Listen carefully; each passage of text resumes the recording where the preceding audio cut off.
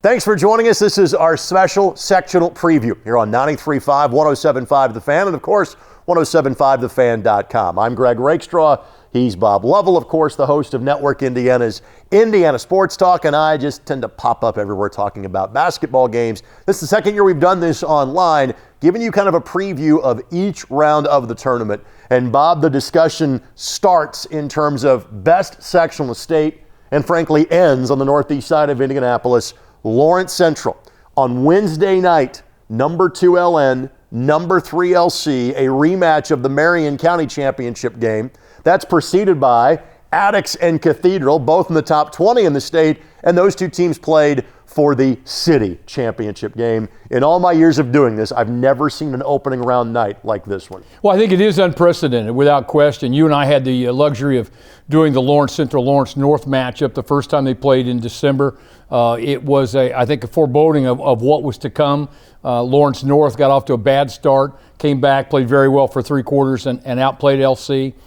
You mentioned the Marion County matchup. Again, they play one another. We know the old, speaking of wives' tales and thoughts about sectionals and bad weather and this, that, and the other. It's hard to beat a team twice, hard to beat a team 3 times. Attucks has been a fantastic story, bumping into 4A, playing as well as they have played. Sincere McMahon has had a fantastic year. Cathedral's always tough. You know, this time of year, Greg, everybody says ours is the toughest sectional. And you and I did the pairing show for the IHSAA.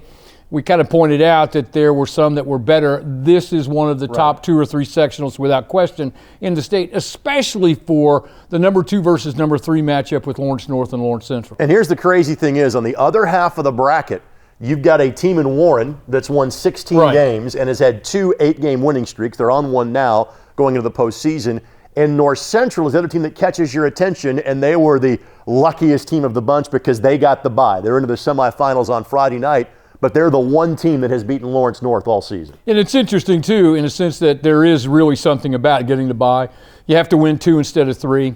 The problem is you haven't played, so a team you're going to play is coming in off a game early in the week with some momentum, some rhythm.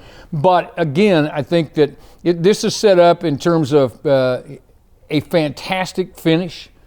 This is always, if you can get through this sectional, look back historically, you have a chance to play for a championship if you can survive sectional number 10. I'm not sure I need to further build this up, but to give you an idea, there are 4 Indiana All-Stars that are playing in this sectional. Dre Davis from Lawrence Central, who's going to play at U of L. Nigel Pack of Lawrence Central is going to play at Kansas State. Tony Perkins, who's going to play at Iowa. And those 3 guys are all in the running for Mr. Basketball. So how this sectional plays out affects that race. And you talked about Sincere McMahon. Last time I saw him, he had 41 against Ben Davies. He's going to play at Western Illinois. And he played in a state championship game as a freshman at Tinley back in the 1A ranks in 2017. So, again, to me, that's the top sectional in the state, period.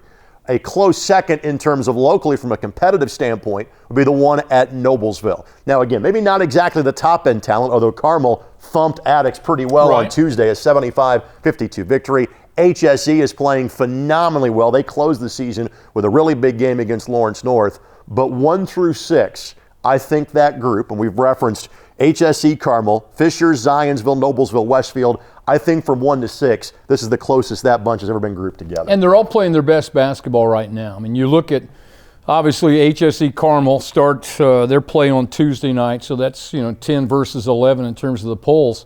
It's the battle for Hamilton County. We talk about it every year. Zionsville has played very well at times. They've won 15 games plus. They've been in the top 20 all year long. Fisher's great start. Ran into some roadblocks, starting to put it back together, playing better right now. Westfield has had a solid year all year long, and you're looking at Westfield and Noblesville sitting there with buys. And so, it's set up in terms of creating tremendous matchups. Obviously, you focus on HSE Carmel for the obvious reasons, but this is always a difficult tournament to win. And look at what Carmel has done. They've played for a championship the last 2 years, won it last year, runners-up the year before. Again, you can play for a championship out in the north. if you win this. You don't have to play in the regional with people who come out like the Sectional 10 group that we talked about. So there's a whole lot going on here. Again, so Carmel has won this sectional 7 of the last 8 years, as Bob talked about. Been in the last 2 state finals, won it last year, runners-up the year before. They've won 3 state titles in this kind of 8-year run that we referenced, started by Scott Heading and now Ryan Osborne in his 3rd year as the head coach of the Greyhounds. The only other team to win a sectional out of that group during that time was Hamilton Southeastern some 6 years ago. All right, so those are 2 great sectionals to focus on. 6-teamer at Noblesville, Tuesday, Friday, Saturday. 7-teamer at Lawrence Central. If you don't have tickets, you're probably stuck watching me on the ISC Sports Network for that one. Tuesday, Wednesday, Friday, Saturday. Let's talk about the other classes locally. There's probably a team in each class I want to talk about. So Danville, number 2 in 3A. Shenandoah, number 1 in 2A. And Greenwood Christian has had their first loss of the season in 1A. Quick thoughts on those 3 teams. Well, Danville, I think, has a situation where they go to the semi-state and play Silver Creek. I think that's how it's set up. They're really good. Tremendously talented, strong, quick. They have it all put together. Coach Barber does a fantastic job with those guys.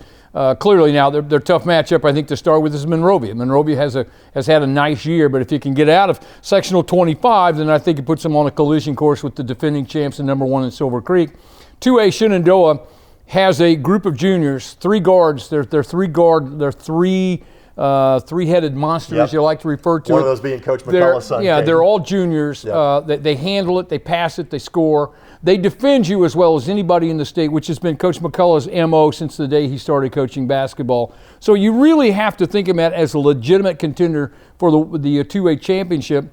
They have played very, very well, bumped up their schedule a little bit, have handled the people in higher classes. Johnny Marlin's group at the Greenwood Christian Academy have had a fantastic year. We all know his story as a player at Center Grove, when he played at Indiana Wesleyan for a national championship, a walk-on at IU. So he is a fantastic teacher and tactician.